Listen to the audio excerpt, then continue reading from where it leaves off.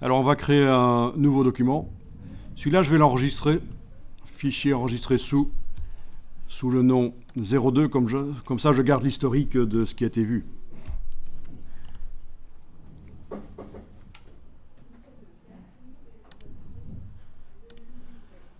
Voilà, et on peut le fermer. Et on va en faire un nouveau. Bon.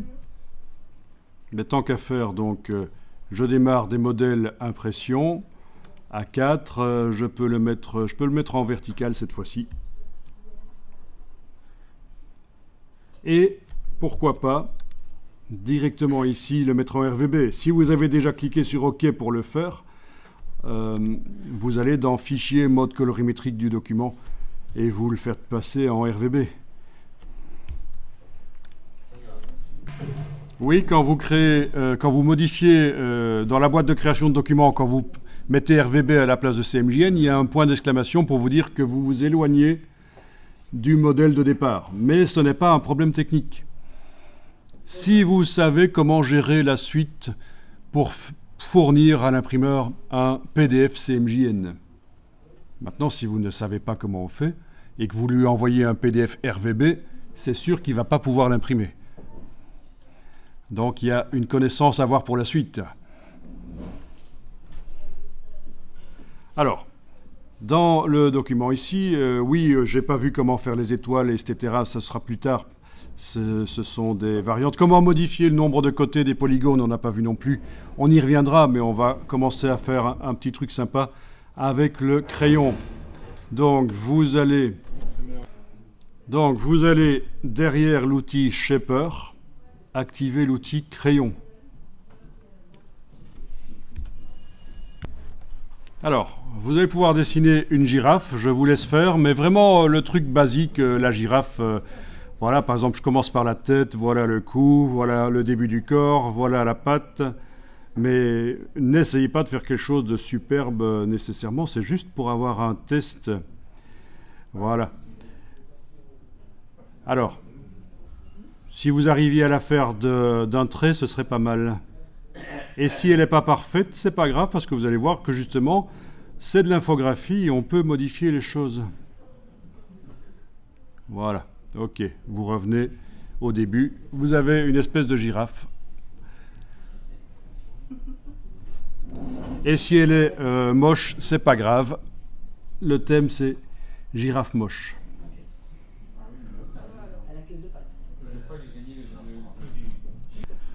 Alors on va enregistrer ça. Voilà. Donc vous pouvez l'appeler girafe. Ah, ça c'est toujours le problème. Comment ça s'écrit girafe? En français, ça doit être comme ça. Et en anglais, il doit y avoir deux F, je pense. Voilà.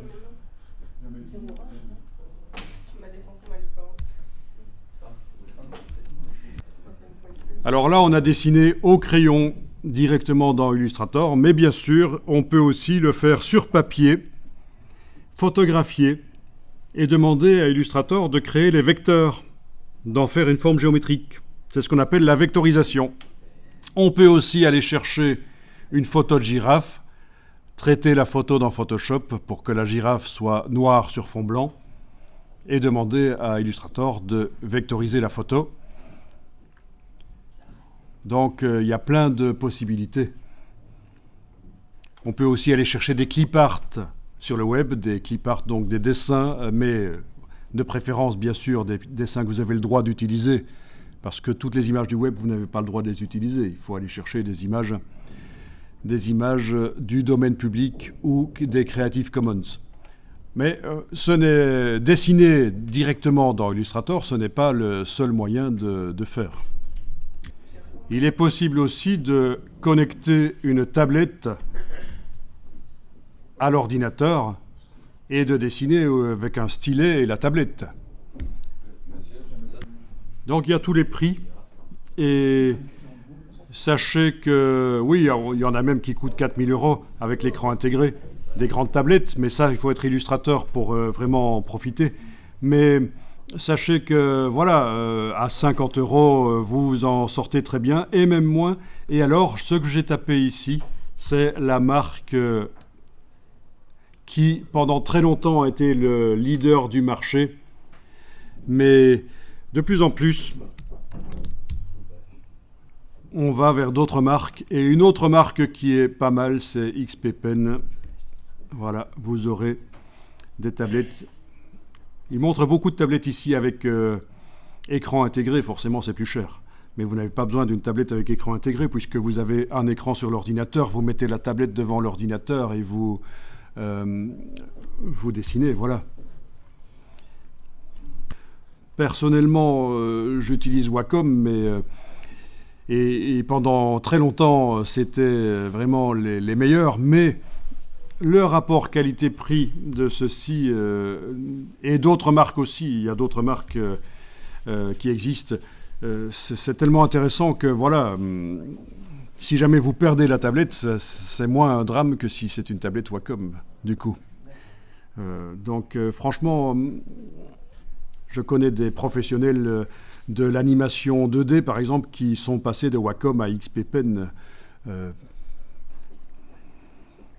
Des gens qui font des dessins animés. Et donc, si je vous montre ça, c'est parce que c'est aussi une autre possibilité de dessiner. Ça, c'est mieux que la souris. Alors, si vous zoomez avec le crayon, vous allez pouvoir remodeler. Il suffit de démarrer là sur le trait. Voilà. Et vous allez pouvoir venir remodeler. Il faut terminer sur le trait aussi. Voilà. Comme ça, vous pouvez modifier. Ça, c'est bien. On peut remodeler.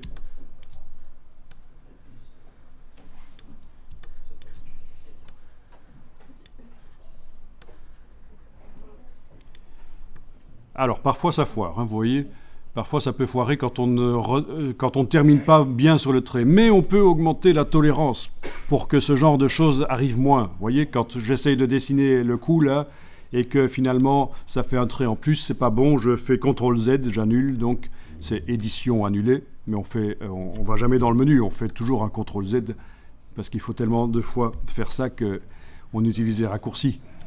Et donc voilà ce que vous allez pouvoir faire. Vous allez pouvoir double-cliquer sur l'outil crayon dans la palette des outils pour faire apparaître les options. Et les options qui nous intéressent ici, c'est ceci, dans les limites de. Si vous passez de 6 à 20 pixels, ça va être beaucoup plus simple de dessiner. Vous allez moins avoir de problèmes.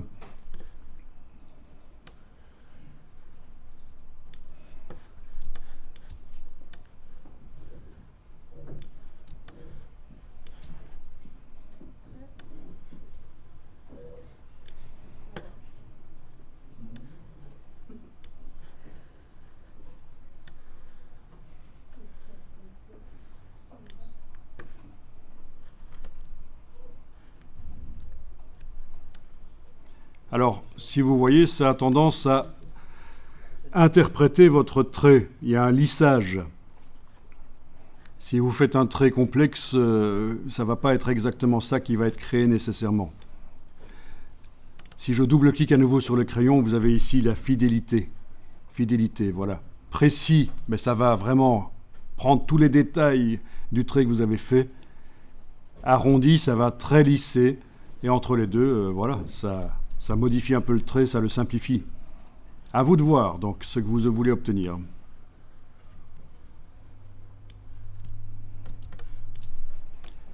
Bon, vraiment, ici, c'est juste un dessin naïf, c'est juste pour tester.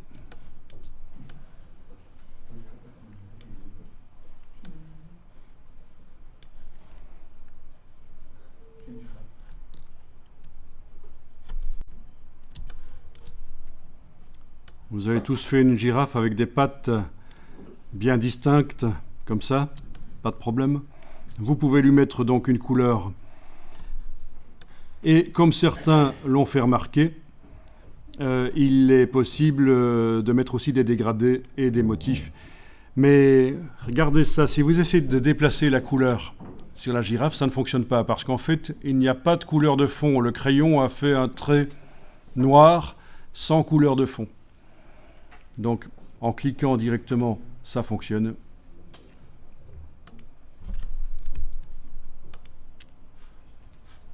Voilà. Et les dégradés, ben, on va aller chercher des bibliothèques de dégradés. Dans le bas de la palette aspect, pardon, dans le bas de la palette nuancier, excusez-moi, dans le bas de la palette nuancier, vous avez cette icône-là. Si vous cliquez et vous allez sur dégradés, vous allez pouvoir entrer sur la première bibliothèque de dégradés, bois par exemple.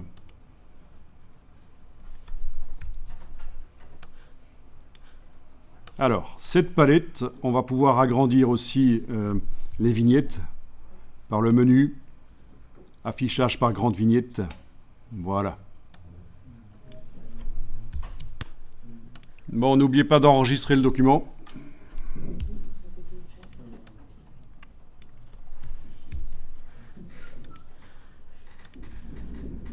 Alors, les dégradés. Voilà, la case de fond est à l'avant-plan. Vous choisissez le dégradé. Vous testez. Et vous aviez vu qu'il y avait d'autres bibliothèques de dégradés. Vous n'êtes pas obligé de retourner dans l'icône bibliothèque dégradé et d'aller chercher les dégradés suivants. Il suffit de passer à la bibliothèque suivante avec cette petite icône ici.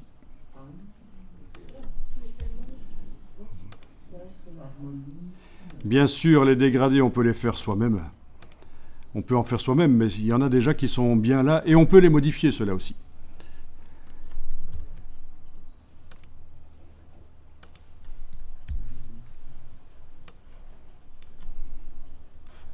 Alors, quelque chose qui peut être fait, c'est activer l'outil dégradé ici. Avec l'outil dégradé, vous tracez et vous mettez le dégradé dans le sens que vous voulez.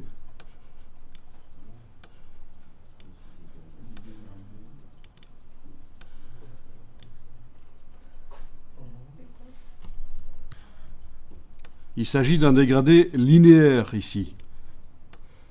Mais il y a aussi les dégradés radiaux. Alors ce dégradé-là, je peux le transformer en radial pour voir ce que ça donne. Et pour ça, il faut aller dans le menu Fenêtre, Dégradé de couleur.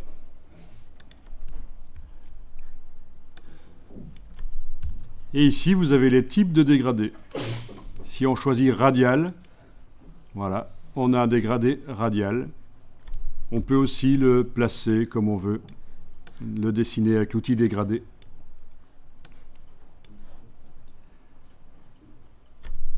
On peut inverser les couleurs avec la petite case ici. Vous voyez ?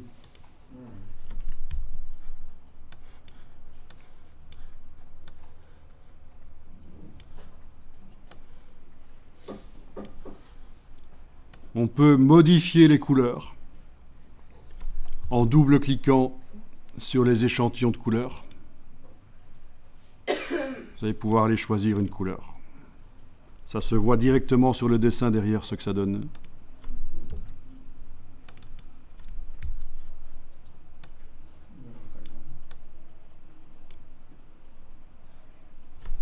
On peut supprimer une couleur en prenant l'échantillon. On clique, on bouge, et voilà, elle est supprimée.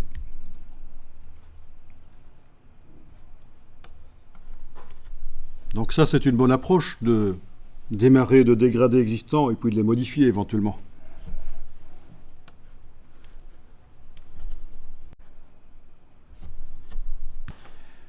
Oui, vous enregistrez. On a toujours intérêt à enregistrer sous un nom différent comme ça. Si on fait une erreur créative, il nous reste au moins la version d'avant.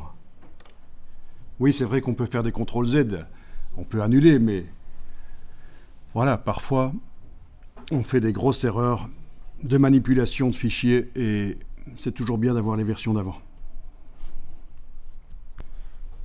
Alors, la logique, quand on crée, c'est aussi parfois de dupliquer l'élément. Et plutôt que de continuer sur l'élément sur lequel on est en train de travailler, c'est de le faire sur une copie, les petits tests qu'on veut faire.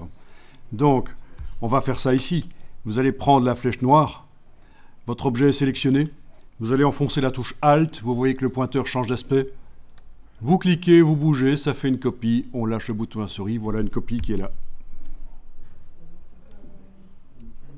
Donc n'hésitez pas de zoomer en arrière, n'hésitez pas à zoomer en arrière pour faire ça bien sûr. Il faut que la copie soit éloignée de l'original. Et vous allez dire, mais il y a un problème, c'est en dehors de la page. Mais ce n'est pas un problème, on va agrandir la page. La page, vraiment, dans Illustrator, la dimension de la page n'a pas d'importance, parce qu'on finalise ailleurs. Si on vous demande de faire une affiche format A2, ne commencez pas à faire dans Illustrator un format A2 et essayez de faire l'affiche dedans. Vous faites l'illustration dans Illustrator et puis vous amenez ça dans le logiciel mise en page dans un format A2. Et vous positionnez, vous redimensionnez, vous recadrez, c'est encore plus créatif.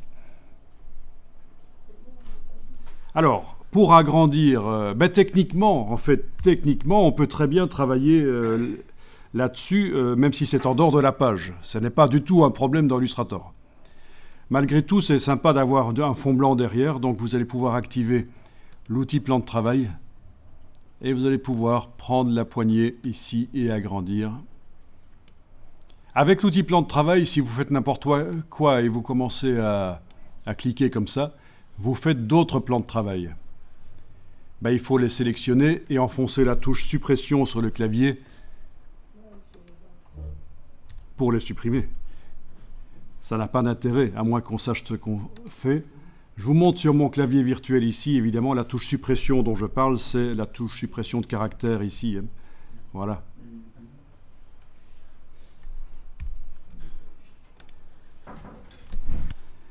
Alors, voilà, une fois que vous avez modifié le plan de travail, pas de problème. Alors justement, à propos du plan de travail, quelle est sa dimension actuelle? On a démarré d'un A4 et puis là on vient d'aller modifier une poignée avec l'outil plan de travail, mais quelle est sa dimension actuelle? Ça n'a aucune importance en fait, mais on peut quand même le voir.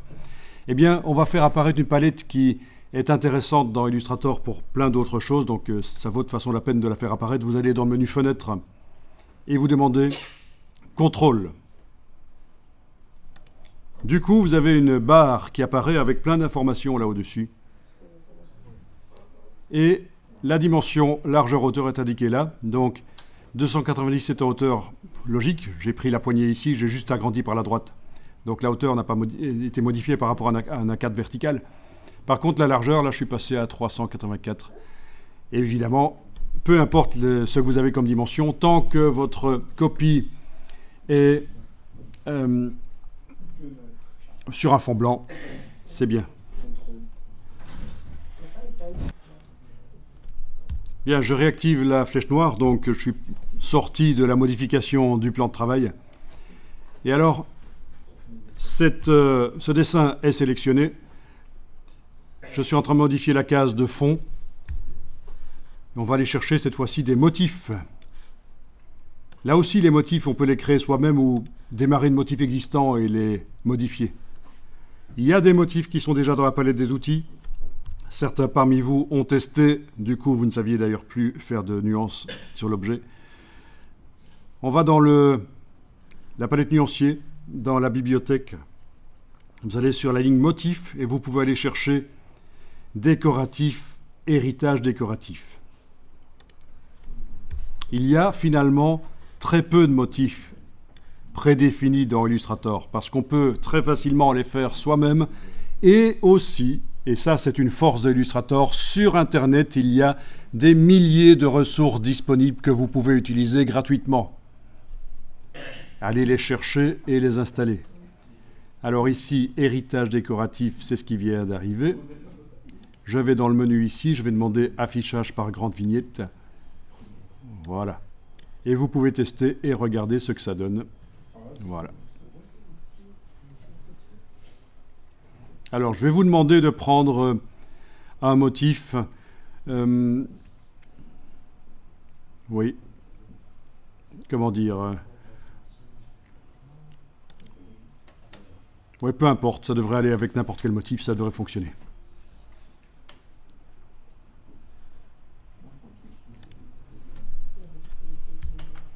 Notez que chaque fois que dans ces palettes que vous avez été chercher dans la bibliothèque, vous activez quelque chose, eh bien ça s'ajoute dans le nuancier, logique. Hein.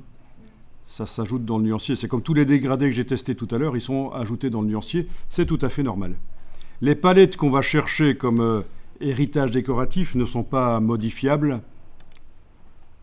Combinaison de couleurs tout à l'heure, les dégradés non plus. Tout ça, c'est pas modifiable, mais dès qu'on l'utilise sur un objet dans le document, ça apparaît dans le nuancier et là, on pourra le modifier.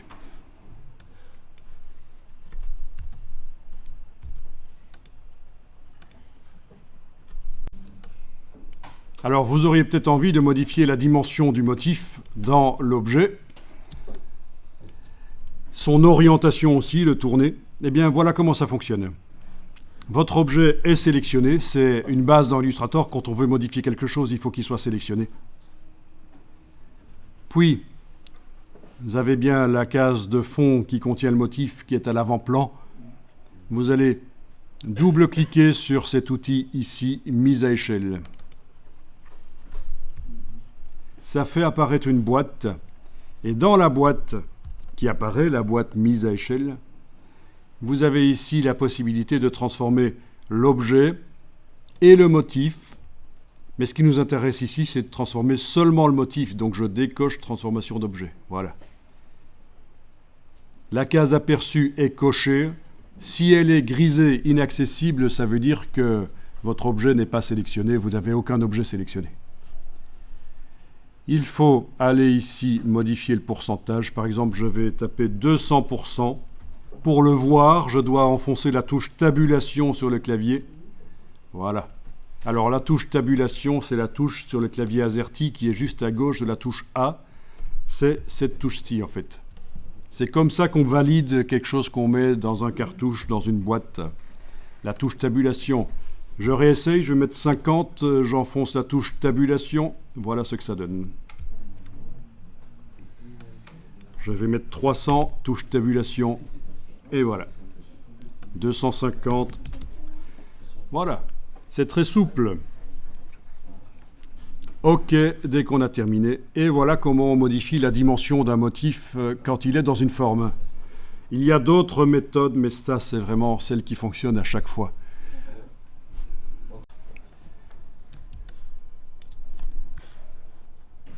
Alors, on va à nouveau dupliquer. Toujours la logique de recherche.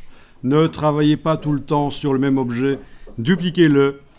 Comme ça, si vous faites foirer votre création, là, au moins, il vous restera celui d'à côté. Avec la flèche noire, on peut déplacer l'objet. Voilà. Avec l'outil plan de travail, on peut rapidement aller agrandir. Voilà.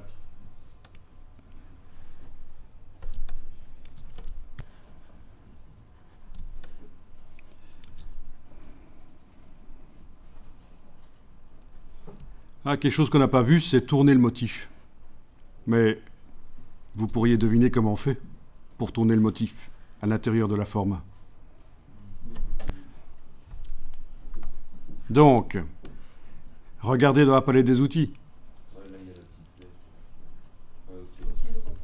Ah ben voilà, c'est le même principe. On double-clique dessus, on décoche transformation d'objet pour ne transformer que le motif. Aperçu est coché, on tourne, et voilà.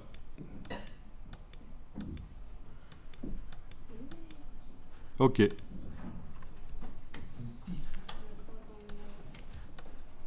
Et alors, on pourrait aussi avoir envie de déplacer le motif dans l'objet, de le positionner différemment. Et ça, c'est le double-clic sur la flèche noire.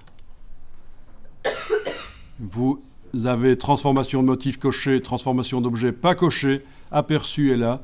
Vous allez pouvoir modifier ici, par exemple, en horizontal. Si à la place de 196 ici, je tape 205, touche donc touche tabulation pour voir ce que ça donne, et normalement il devrait se déplacer à l'horizontale. Ça a marché? Bon. Je vais essayer 215, touche tabulation, oui. 215 on a dit. Voilà. 180. Enfin voilà comment on repositionne, c'est Si vous voulez le faire aller vers la gauche, voilà, ou vers la droite, il faut modifier.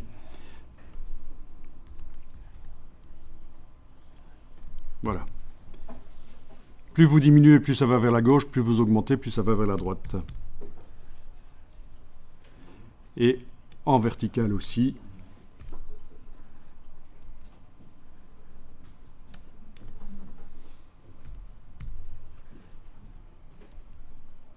Voilà. Plus vous augmentez, plus ça va vers le bas. Plus vous diminuez, plus ça va vers le haut. Mais c'est plus rare quand on a besoin de repositionner un motif. Vous pouvez enregistrer le document.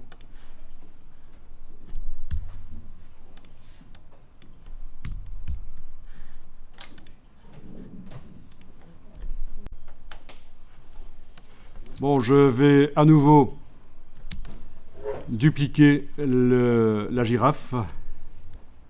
Donc avec la touche Alt et la flèche noire, donc je déplace, mais je ne suis pas obligé de déplacer vers la droite chaque fois, je peux le faire là maintenant. Voilà. Et puis outil plan de travail, agrandir. Voilà. Alors cette girafe-là, je vais lui mettre une couleur unie à la place du motif. Allez-y.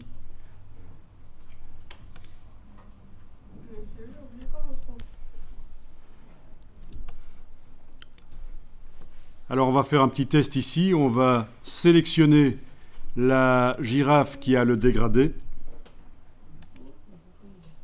Avec la flèche noire, vous la sélectionnez. Et on va stocker quelque part une description de cette girafe, en tout cas de son fond et de son contour. Son fond et son contour, ça va être stocké dans la palette des styles graphiques. Donc vous allez dans le menu Fenêtre, Style graphique.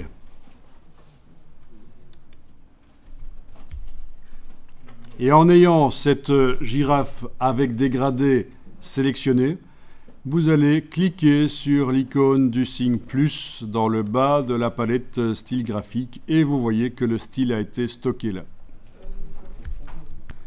Ensuite, je vais sélectionner la girafe avec le motif et faire la même chose. Voilà. C'est stocké. Du coup, je vais pouvoir mettre sur n'importe quel objet que je crée ces styles graphiques. On va tester avec l'étoile. Vous avez toujours la barre. Vous allez prendre l'étoile et faire une étoile. Et vous allez pouvoir tester, tiens, qu'est-ce que ça donne quand on lui met le dégradé ou quand on lui met le motif. Sur du texte aussi, ça fonctionnerait. Donc ça, c'est intéressant pour quand on fait des illustrations, des affiches, que les caractéristiques d'un objet puissent se retrouver aussi sur un autre. Alors, je m'intéresse maintenant à la girafe grise. Je la sélectionne. Allons un peu voir dans la palette Aspect. Alors, il est possible que la palette Aspect, elle soit juste à côté de la palette Style graphique chez vous et qu'il suffit peut-être de cliquez sur le mot aspect. Elles sont regroupées comme ça parce que c'est plus facile sur l'écran et qu'on les utilise souvent ensemble. Mais on peut aussi les détacher. On pourrait aussi prendre le nom de la palette ici et en faire une palette flottante indépendante de la palette style graphique. D'une manière ou d'une autre, vous avez la palette aspect. Alors qu'est-ce qu'on voit? C'est la description du style graphique en quelque sorte. Quand votre objet girafe grise ici ou d'une couleur unie, peu importe, est sélectionné, vous voyez qu'on a un contour noir, oui. Ça venait d'office quand on dessinait avec le crayon. Ça, on n'a pas encore été modifié. On ira, évidemment. Mais surtout, on a le fond ici. D'accord? Et alors, quand vous utilisez la palette style graphique et que vous cliquez sur le dégradé, par exemple, voilà, le fond, à la place d'être gris, il est dégradé, et bien ça se voit sur la girafe. Ici, si vous cliquez sur le style graphique du motif, le fond, c'est le motif et ça se voit sur la girafe. Ok, très bien. Faites en sorte que ce soit le style graphique du dégradé qui, voilà, On a un dégradé sur le fond de la girafe. On est d'accord? Parfait. Mais si on veut mettre à la fois le dégradé et le motif sur le même objet, eh bien, il y a une astuce. En ayant donc l'objet sélectionné, vous avez déjà mis le premier fond, le dégradé, eh bien, vous enfoncez Alt et vous cliquez sur le deuxième ici. Voilà, vous avez combiné deux styles graphiques. Voilà un fond qui est arrivé. Alors on ne le voit pas. Il est derrière le dégradé peut-être. Là je vais dans la palette Aspect, déplacer ce fond au-dessus de l'autre. Voilà, et là on a le motif par-dessus le dégradé. Mais du coup on ne voit plus le dégradé, vous allez dire. Mais c'est pas grave. Enfin, je veux dire, dans un premier temps, je voudrais être certain que tout le monde soit arrivé à faire ça, à mettre deux fonds sur le même objet. Bien. Alors vous cliquez sur le fond du motif ici. Vous allez déployer si nécessaire de manière à avoir opacité sous le mot fond. Vous cliquez sur le mot opacité et vous diminuez l'opacité. Et là vous êtes en train de mélanger le fond de motif avec le dégradé d'en dessous. C'est une manière de faire. Mais on peut aussi faire ceci. Laisser l'opacité à 100% et aller modifier le mode de fusion, la manière dont le motif va se mélanger avec le dégradé. À la place de normal, par exemple, on peut choisir densité couleur plus. Ça se mélange en fait.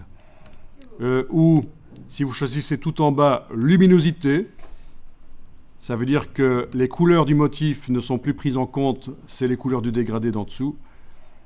Je vous laisse tester ça parce qu'il y a tellement de possibilités et bien sûr vous pouvez aussi diminuer l'opacité en même temps que changer le mode de fusion. Voilà. Tout est possible. Et donc, quand vous avez obtenu quelque chose qui vous plaît, surtout ne chipotez plus. Il faut stocker ça en tant que style graphique dans la palette des styles graphiques avec le petit signe plus. Voilà, il faut le stocker. Et puis vous continuez à faire vos recherches. La manière dont le fond motif se mélange avec ce qui est en dessous. Voilà. Et vous stockez à chaque fois. Et puis vous pourrez comparer du coup ce que ça donne en passant de l'un à l'autre. Et ça, c'est vraiment très puissant de pouvoir mettre plusieurs fonds et même de déterminer la manière dont ils se mélangent entre eux. Donc parmi tous les motifs de héritage décoratif ici, certains ont de la transparence, donc ils laissaient déjà transparaître un peu le dégradé à travers, vous l'avez remarqué. Certains ont des trous.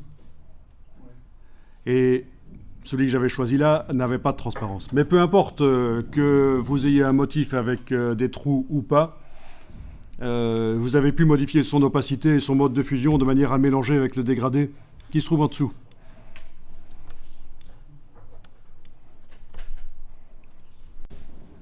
Donc n'oubliez pas d'enregistrer le document.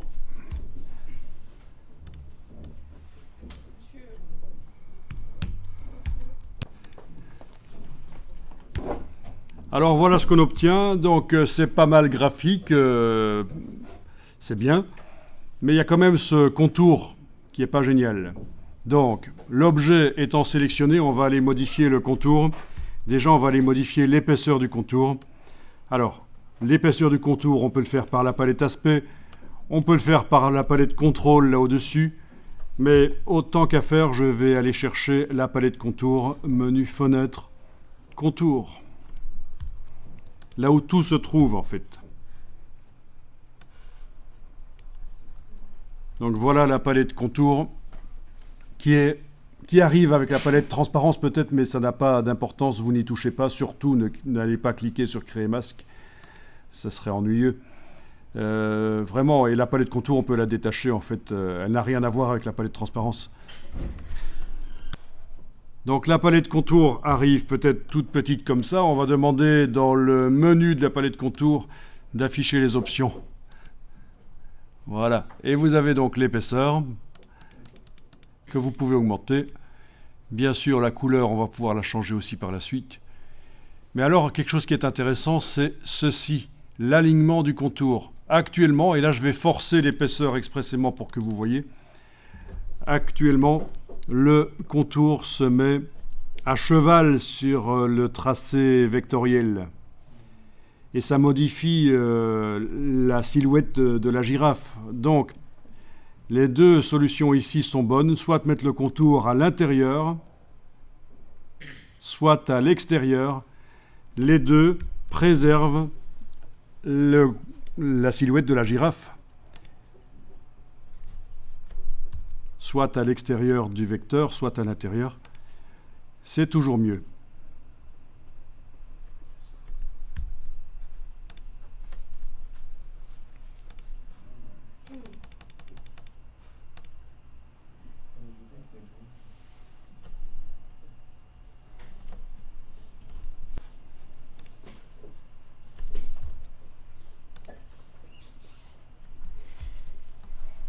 Donc, si vous pensez que vous avez obtenu quelque chose qui est pas mal, comme c'est mon cas ici, je trouve que c'est pas mal cet effet-là, rien n'interdit d'aller dans la palette style graphique, stocker ça, il suffit que l'objet soit sélectionné et vous stockez. Voilà. Avec le petit signe plus. Ensuite, je vais tester d'autres choses, je vais le mettre à l'extérieur. Voilà. Et alors, quelque chose que je vais faire aussi, c'est l'éloigner de la girafe. Donc là, on est en train de chercher à faire du graphisme, des choses qui sont visuellement plaisantes, éventuellement riches visuellement. Donc une idée, ce serait de mettre de l'espace entre le contour et l'objet. On va tester ça. Déjà, vous pouvez mettre le contour à l'extérieur, c'est déjà une première étape. Alors, certains parmi vous n'arrivaient pas à mettre le contour à l'extérieur parce qu'en fait, ils avaient une forme non fermée. Et il a suffi de faire CTRL-J sur le clavier, Command-J sur le Mac, en ayant la forme sélectionnée, et ça l'a fermé. Et là, on arrive à mettre le contour à l'extérieur. Je vais éventuellement essayer de montrer ça rapidement. Je fais le style graphique, là. Mais ça, vous ne le faites pas. Je vous montre juste pour ceux qui n'auraient pas vu. Voilà, je fais une forme fermée. Je vais la faire là. Je vais vous montrer que quand j'arrive au bout là, il y a une petite rondelle qui indique que ça va être une forme fermée. Je lui applique le style graphique. Voilà. Le contour est à l'extérieur, il n'y a pas de problème, on peut le mettre à l'extérieur. Par contre, si je fais une forme non fermée, je lui applique le style graphique.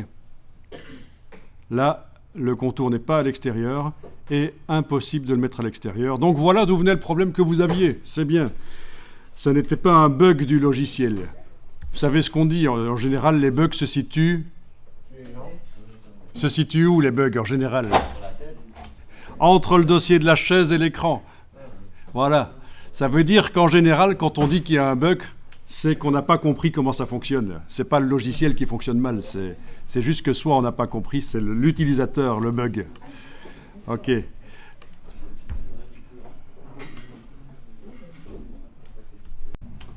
Alors, votre objet est sélectionné.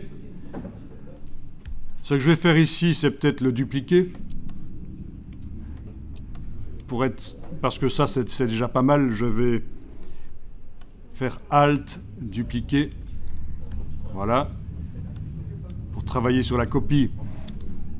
Outils de plan de travail, je vais agrandir.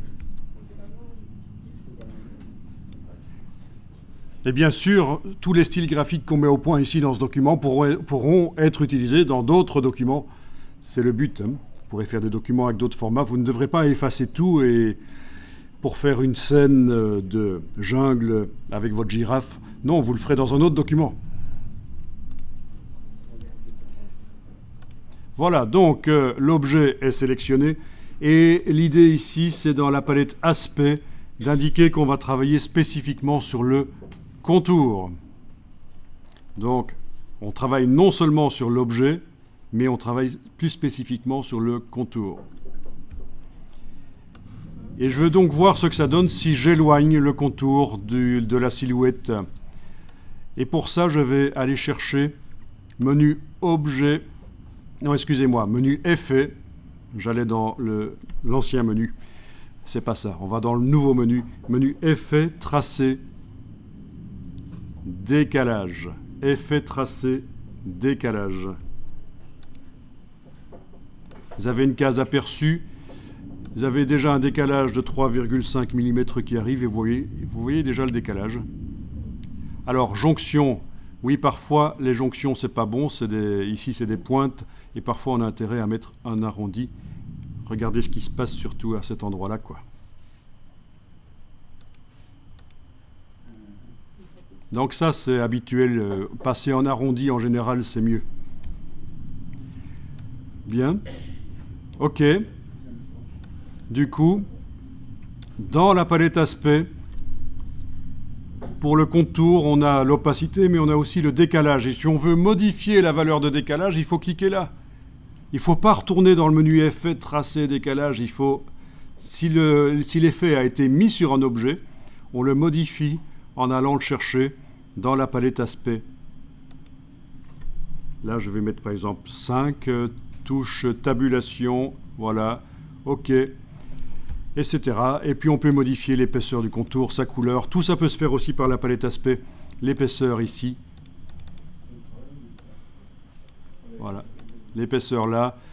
La couleur là. Voilà, etc. Oui, donc ton problème c'était ça. C'est que tu avais oublié, tu n'avais pas entendu qu'il fallait non seulement sélectionner l'objet, mais aussi sélectionner le contour pour indiquer qu'on travaille sur le contour. Et c'est pour ça que l'effet de décalage est arrivé sur le contour. Alors, vu que le contour n'était pas sélectionné chez toi, le décalage, il est arrivé en dehors, là, il est arrivé quelque chose comme ça, voilà, c'était comme ça. On est d'accord, c'était comme ça. Et donc, c'est tout l'objet qui s'agrandit, le fond et le contour. D'accord ?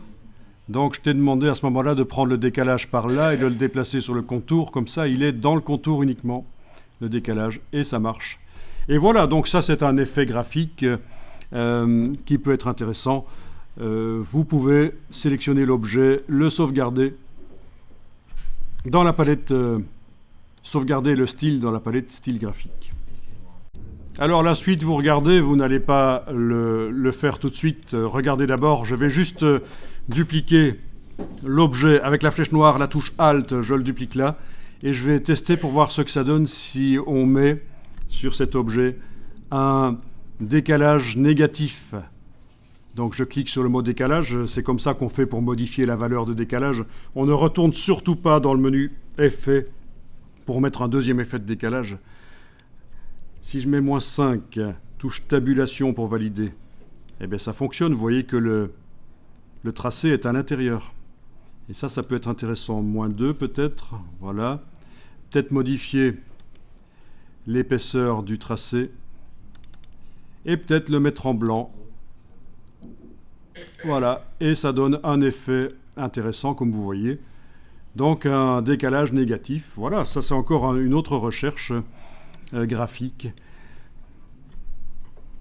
Alors à partir d'ici, vous avez déjà une bonne connaissance du logiciel et de la manière dont on fait les choses.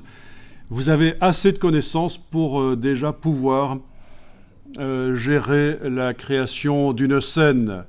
Il faut juste que vous compreniez l'empilement des formes et vous allez pouvoir démarrer un travail de graphique personnel. Voilà, par exemple, vous allez faire la même chose que moi, vous allez choisir la girafe qui a le style qui vous plaît le mieux, quoi, parmi tout ce que vous avez fait. Voilà, je vais par exemple prendre celle-là, voilà, oui. Donc, on la copie, on fait un CTRL-C sur le PC, Commande-C sur le Mac, c'est édition copier. Et sans fermer le document là, il n'y a pas besoin, vous allez faire un nouveau document, fichier nouveau. Voilà, vous faites un document.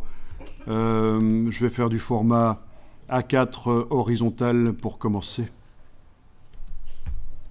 Donc, voilà. Et tant que j'y suis, j'oublie pas ici, couleur RVB, ce sera mieux.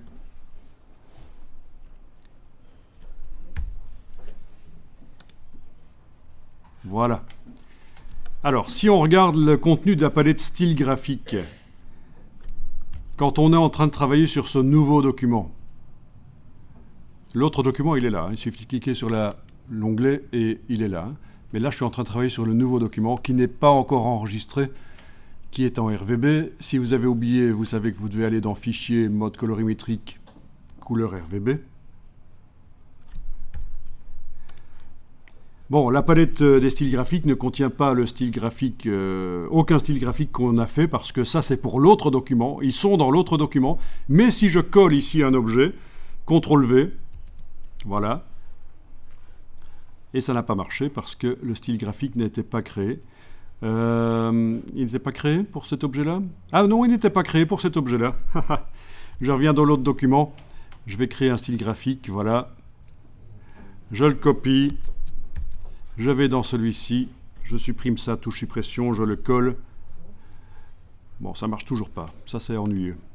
C'est pas grave. C'est pas grave, il suffit de le faire en cliquant sur le signe plus et vous avez votre style graphique qui est stocké. Bonne question que tu poses là. Comment est-ce qu'on rétrécit l'objet? D'abord, la réponse, c'est quelque chose que tu connais déjà, c'est l'outil de transformation manuelle. Mais il ne faut pas le faire. Parce que le plan de travail dans Illustrator n'a pas vraiment beaucoup d'importance. Et moi, je vous conseille, si vos objets sont trop grands, d'agrandir ici avec l'outil plan de travail. Voilà, vous agrandissez. Peu importe le format, ça va être de toute façon finalisé ailleurs, dans un autre logiciel. Bien. Donc, la girafe est arrivée. Elle aurait dû arriver avec son style graphique. Ça n'a pas très bien marché, mais c'est pas grave, elle était sélectionnée. J'ai créé le style graphique en cliquant sur le signe plus. Et donc là, on a la possibilité d'aller créer d'autres formes. Je vous montre rapidement. Regardez, c'est pas compliqué. Avec le crayon, je vais rapidement aller créer des formes d'arbustes bizarres. Voilà un premier arbuste. Je lui applique le style graphique. Ah oui, cet arbuste est arrivé avec aucune couleur de fond et un contour blanc. Si je clique à côté avec la flèche noire, il n'est plus visible. Vous avez le CTRL-Y qui vous permet d'afficher le dessin sans les couleurs. Et donc même les éléments non visibles deviennent visibles à ce moment-là. CTRL-Y, c'est ce qui correspond à affichage tracé, affichage aperçu. Voilà. Donc ça, c'est intéressant. Au passage, je vous le dis. Et donc cet objet, normalement, d'ailleurs, si avec la flèche noire, je survole, là, voilà, il apparaît. Je peux cliquer, le sélectionner, lui appliquer ce style-là ou un autre. Peu importe. Je vais dupliquer cette forme-là avec la touche Alt et la flèche noire, je vais le déplacer. Voilà. Bien. Je vais superposer les objets, là, voilà, à la girafe. OK. Alors, rien n'interdit d'aller changer les motifs. Bien sûr, pour que ce soit un peu plus clair, je vais sélectionner l'arbuste de droite ici, et dans la palette aspect, je vais dire que je modifie le fond ici, et je vais lui mettre un autre motif que je vais aller sélectionner. Le voilà. OK. L'opacité du fond, vous vous souvenez, etc.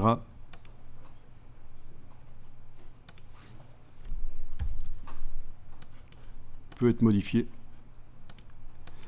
Voilà. Quoi qu'il en soit, je vais me retrouver avec 3 objets. Je vous montre comment on gère l'empilement. Je vais faire maintenant l'autre arbuste ici. Je vais peut-être aller également dans la palette aspect, indiquer que je modifie le fond de motif ici, lui mettre un autre motif vite fait. Voilà, on va mettre ça. OK. Cet autre motif, je peux aussi modifier son opacité et son mode de fusion. Voilà, on va dire que ça c'est bon. OK, je pense que là on voit un peu plus clairement qu'il y a 3 objets. Et bien pour gérer l'empilement, c'est simple, on va dans la palette des calques et Donc menu fenêtre calque.